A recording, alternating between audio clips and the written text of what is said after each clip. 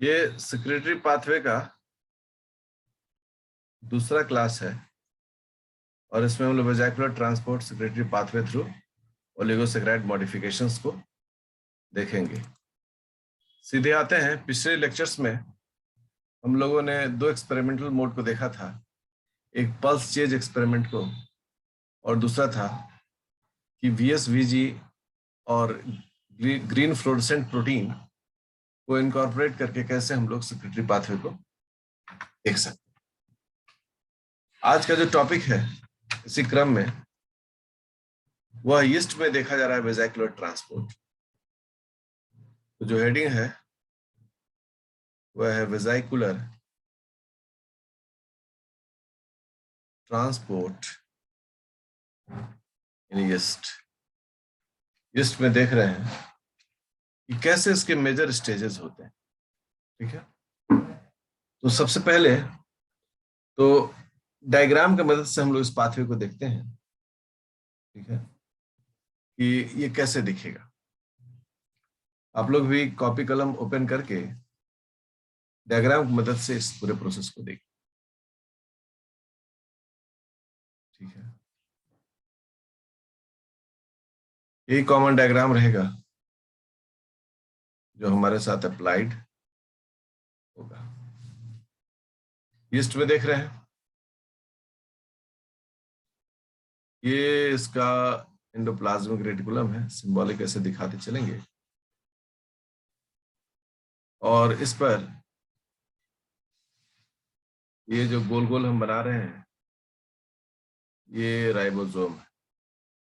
इसका मतलब है कि ये रफ वॉल्ड एंडोप्लाज्मिक रेटिकुलम है। और इसके उपरांत इसमें कुछ गॉल्जी बॉडी भी दिखा देते हैं। तो ये गॉल्जी बॉडी भी, और उसके उपरांत इसमें हम लोग सेक्रेटरी वेजाइकल्स को भी दिखाते हैं। ये भी सेक्रेटरी वेजाइकल। ठीक है, और इसके अंदर जो प्रोटीन बन रहा है उस प्रोटीन को हम लोग डॉटेड दिखाते हैं। ये ब्लैक डॉट जो है ये इसके प्रोटीन को रिप्रेजेंट कर रहा है।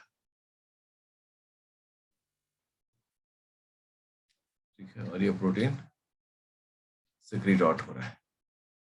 एक का पूरा लेवलिंग करते हैं।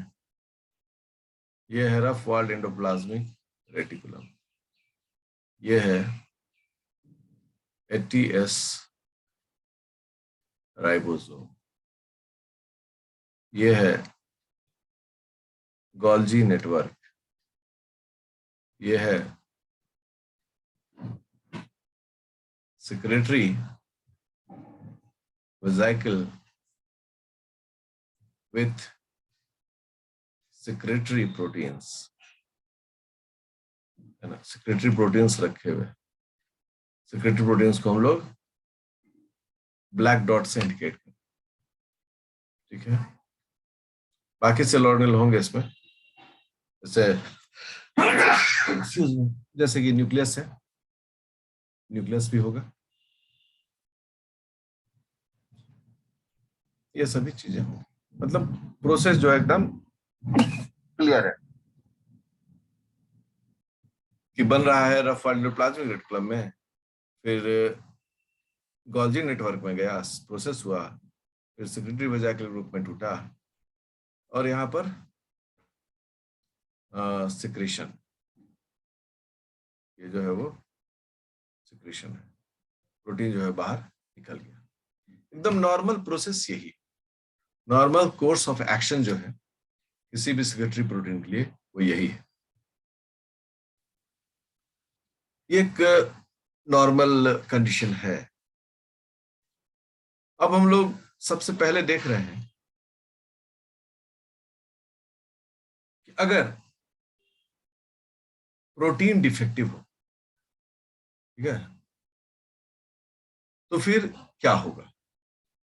ठीक है, मतलब हमें देखना है कि किस तरीके से डिफेक्टिव, ये जो है ना, ये यीस्ट बड है,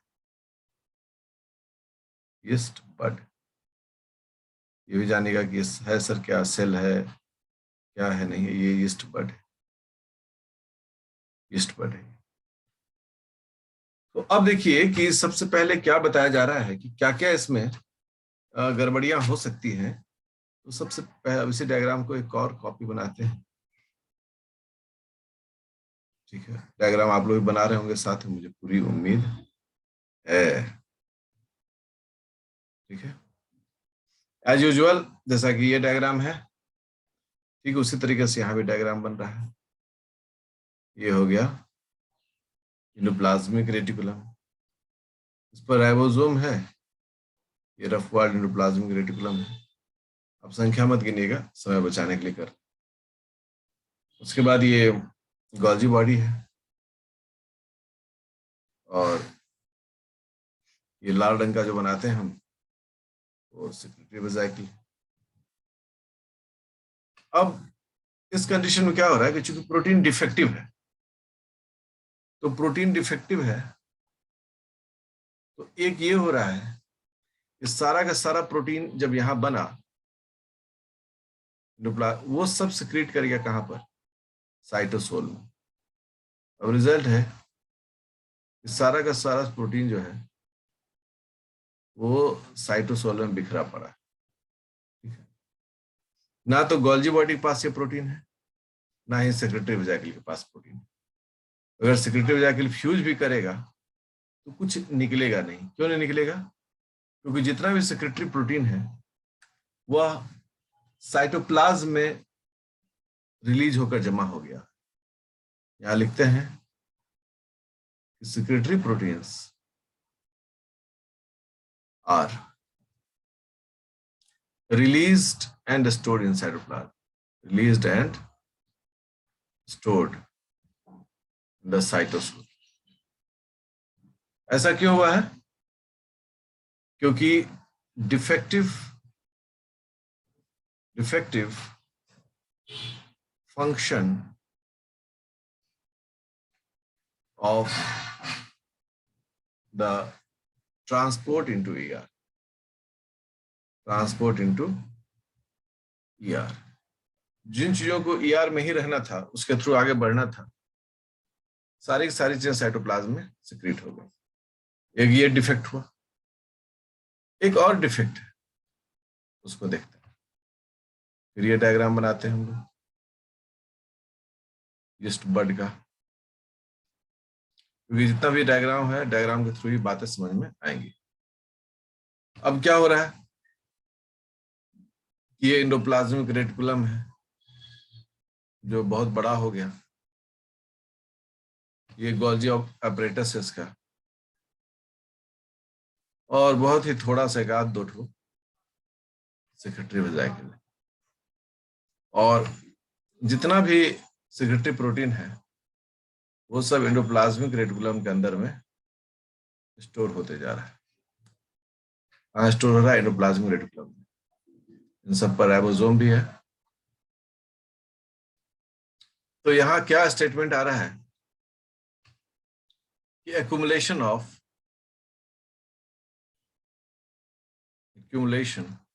of defective secretory protein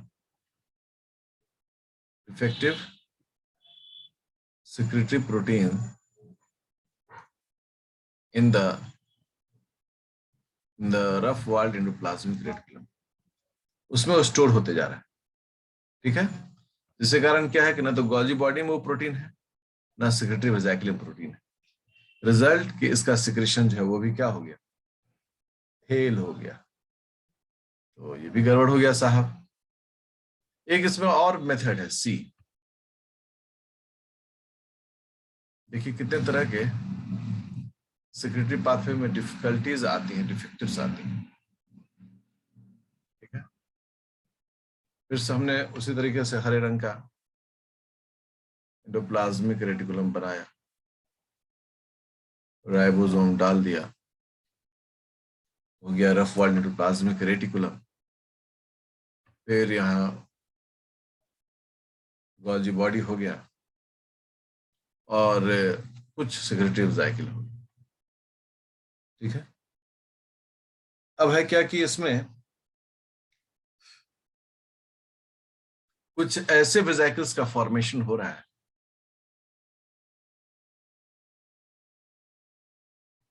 जिस वेसिकल में, वो तो ब्लैक रंग का दिखाना है प्रोटीन को, ये प्रोटीन मौजूद है, ठीक है, और बाकी इस समय कोई प्रोटीन नहीं है। तो मुद्दा इसमें जो आ रहा है उसमें क्या हो रहा है, इसको हम लोग कैसे लिख रहे हैं?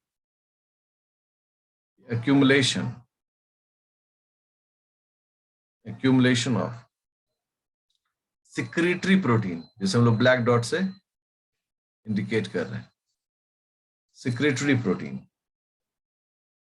इन endoplasmic reticulum to Golgi body, transport vesicle, transport vesicle. ये जो आप देख रहे हैं ये अभी क्या है, ये है endoplasmic reticulum to Golgi body, transport vesicle. इसमें जाके सब सिक्रेट हो गया, जबकि जो सिक्रेटरी वेसिकल है उसमें ये नहीं है, ठीक है। और कई बार ये जो होते हैं, ये आपको जो बी वाला डायग्राम हमारा है ना, इसके साथ भी इसका फ्यूजन हो जाता है।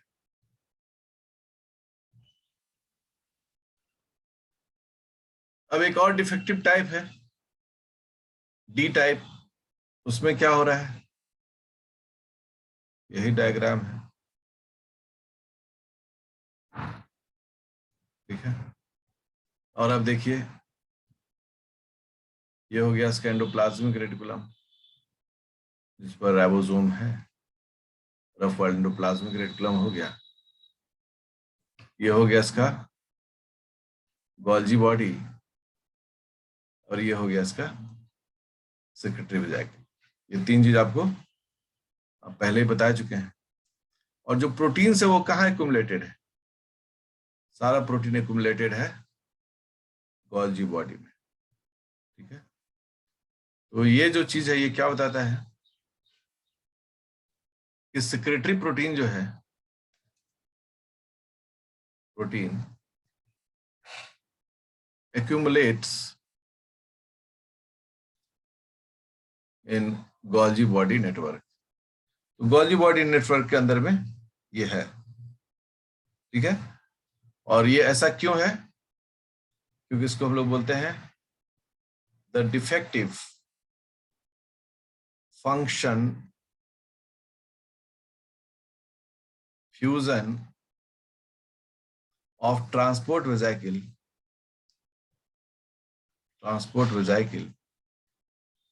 With Golgi body. क्या हो रहा है, इसमें क्यों जमा होते जा रहा है, क्योंकि जो ट्रांसपोर्ट वेसिकल है जिसमें ये प्रोटीन्स होते हैं, वो सभी ट्रांसपोर्ट वेसिकल गोल्जी बॉडी में आकर फ्यूज कर जाता है, और गोल्जी बॉडी से सिक्रेटरी वेसिकल नहीं बनता है। तो धीरे धीरे धीरे धीरे गोल्जी बॉडी में ये जमा होना शुरू हो जाता है, ये भी डिफेक्ट है। और एक लास्ट जो डिफेक्ट का टाइप है उसमें हम लोग देख रहे हैं, उसमें क्या होता है, ठीक है। ठीक उसी प्रकार से डायग्राम बनाएंगे, रफ वॉल्ड एंडोप्लाज्मिक रेटिकुलम, और उसके बाद गोल्जी बॉडी, और फिर सिक्रेटरी वेसिकल, ओके। और इस बार जो प्रोटीन है वह एक्यूमुलेट हो जा रहा है किस में, सिक्रेटरी वेसिकल में एक्यूमुलेट हो रहा है, ठीक है। और गोल्जी बॉडी से मूव करते हुए आ रहा है सिक्रेटरी वेसिकल। अब इसमें क्या कह रहा है, स्टेटमेंट क्या कह रहा है कि secretory protein accumulate in secretory vesicle, secretory बात हो तो एसवी। और ऐसा क्यों हो रहा है, द डिफेक्टिव फंक्शन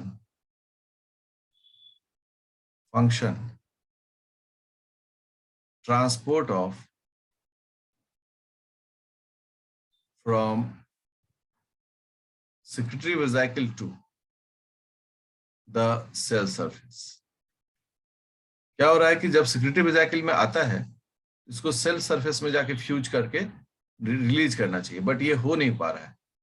क्यों नहीं हो रहा है? क्योंकि कुछ डिफेक्ट है वहां। तो अब धीरे धीरे धीरे सब सेक्रेटरी वेजाइकल में ही जमा होता चला जाएगा। इस प्रकार से ये 5 तरह का डिफेक्ट जो है वो हमको देखने को मिला। पहला डिफेक्ट क्या है कि साइटोप्लाज्म में सब जमा हो गया। दूसरा डिफेक्ट क्या है? एंडोप्लाज्मिक रेटिकुलम में जमा हो गया। तीसरा डिफेक्ट क्या है? ट्रांसपोर्ट वेजाइकल में जमा हो गया। चौथा डिफेक्ट क्या है? गोल्जी बॉडी में जमा हो गया। और 5वां डिफेक्ट क्या है? सेक्रेटरी वेजाइकल में आकर जमा हो गया। इस टॉपिक को देखेंगे टाइटल तो the secretary pathway through specific oligosaccharide modification. Oligosaccharide जो है उसका मतलब होता है small chain of monosaccharides. Monosaccharides का एक छोटा सा चेन, ठीक है, जहां 2 से 12 शुगर होते हैं, इन्हें हम लोग ओलिगोसेक्राइड चेन कहते हैं। इसमें थोड़ा थोड़ा मॉडिफिकेशन करके हम लोग कैसे बदलाव कर सकते हैं वो देखा जा रहा है। अगर प्रोटीन में ओलिगोसेक्राइड जुड़ जाए उसे हम लोग ग्लाइकोप्रोटीन कहते हैं। उसका मतलब ये जो चेंजेस हम लोग देखेंगे वो किस में देखेंगे? ग्लाइकोप्रोटीन में देखेंगे। ठीक है, हम लोग देखने जा रहे हैं कैसे मैनोज के उपयोग से हम लोग इस पूरे काम को करते हैं। एग्जाम्पल में हम लोग एंडोप्लाज्मिक रेटिकुलम को लिखते हैं और इधर गोल्जी बॉडी को लिखते हैं। अब ये जो है हमारा एंडोप्लाज्मिक रेटिकुलम है, ये हमारा गोल्जी बॉडी है। और इस एंडोप्लाज्मिक रेटिकुलम में ये प्रोटीन है ब्लू कलर का। इस प्रोटीन से कुछ शुगर मॉलिक्यूल्स जुड़ रहे हैं, एन-एसिटाइल ग्लूकोसामाइन। जैसे बन रहा है वैसे ही आपको बनाना पड़ेगा। और फिर उसके साथ यहाँ मैनोज जोड़ा जा रहा है। ठीक है, इसमें आप बदलाव नहीं कर सकते हैं, जैसे है वैसे ही बनाना पड़ेगा। जब इस तरह की चीजों को सीखना हो तो मैं कई बार विद्यार्थियों को सजेस्ट करता हूँ सबका नंबरिंग कर डालो।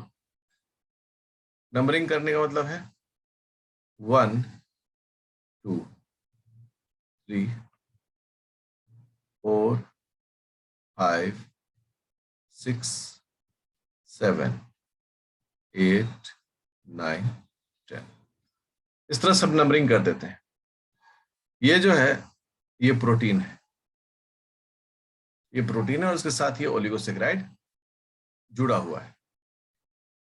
अब इसके क्या हालात होते हैं उसको देखने की जरूरत है। इसको हमें गोल्जी बॉडी में भेजना होता है एंडोप्लाज्मिक रेटिकुलम से, तो मैनोज ट्रिमिंग करना पड़ता है। कुछ मैनोज को क्या करना पड़ता है? काटना पड़ता है।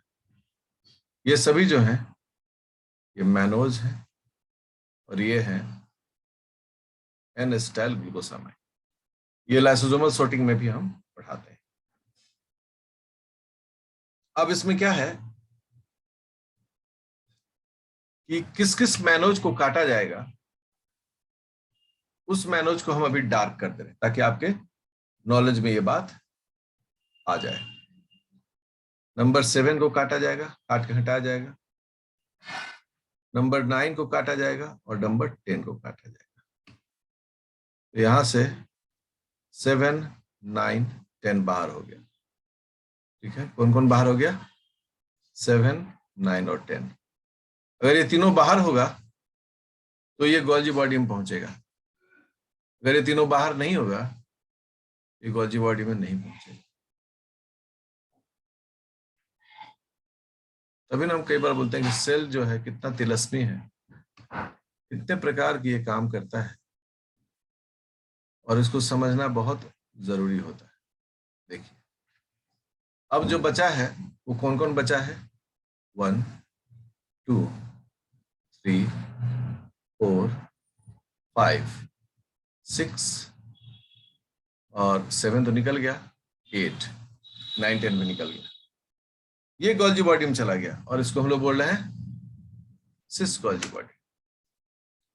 तो ये संदेश जो है छिपा हुआ है नंबर ऑफ मैनोज में। अगर सोचो कि हम मैनोज नहीं कटे, या मैनोज काटने वाला जो एंजाइम है वो म्यूटेंट हो जाए, तो क्या एंडोप्लाज्मिक रेटिकुलम से गोल्जी बॉडी में जाएगा? ये जो यहाँ पर काटा जा रहा है, ये तो एंजाइम की मदद से काटा जा रहा है। Mannose trimming by the help of enzyme, manage, ये इसको काट रहा है। अगर ये इसको काट रहा है, इस एंजाइम में कोई डिफेक्ट, ये काम नहीं कर पाएगा।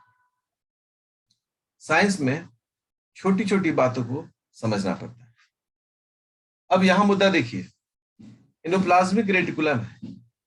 एंडोप्लाज्मिक रेटिकुलम में यह प्रोसेस कैसे रन करता है उसको देखना है, और कैसे ये आगे जाएगा, सिक्रीट होगा, उसको देखना है।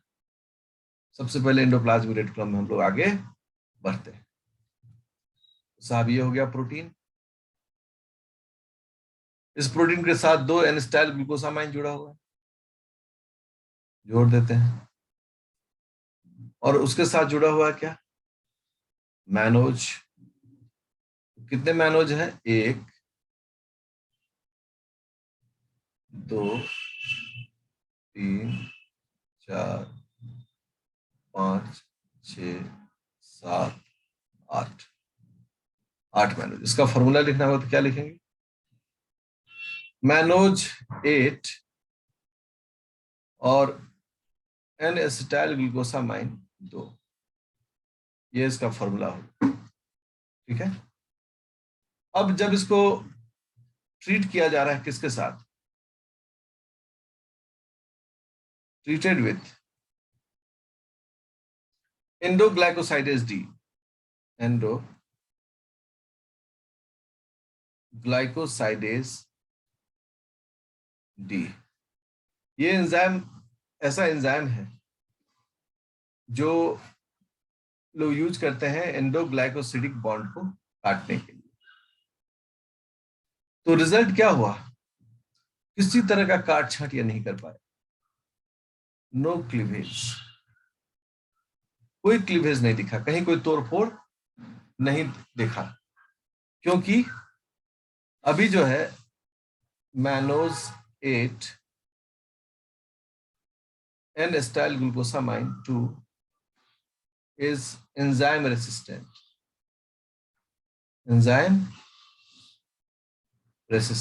मतलब इस पर ये एंजाइम का रोल कुछ नहीं आ पाया। रिजल्ट क्या हुआ? रिजल्ट ये हो गया कि एंडोप्लाज्म के रेटिकुलम में यह एंजाइम सेंसिटिव नहीं है। In the endoplasmic reticulum,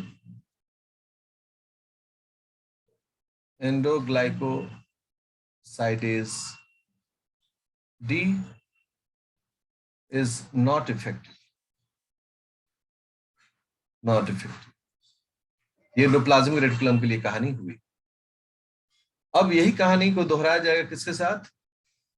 Golgi body के साथ। तो ऑटोमेटिक दे दिए गोल्जी बॉडी में। गोल्जी बॉडी में क्या किया गया? निकाला गया प्रोटीन के साथ मैनोज 8 एन स्टाइल ग्लूकोसामाइन 2, ठीक है, 2 हो गया एन स्टाइल ग्लूकोसामाइन।